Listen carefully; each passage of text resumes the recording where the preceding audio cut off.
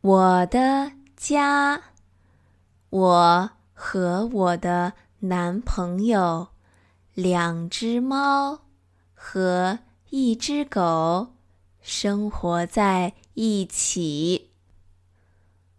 我和我的男朋友周一到周五上班。我8点上班，他9点上班。我4点下班，他5点下班。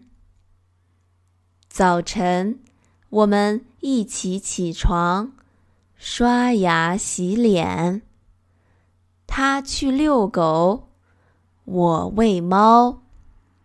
每天，我们都会在公司吃午餐。有的时候吃三明治，有的时候吃面包。下午我会做好饭，然后喂猫，等我男朋友回来一起吃饭。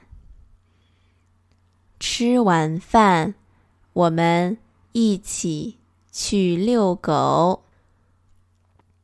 我们的猫叫路易和露露，它们白天在家睡觉，晚上出去玩。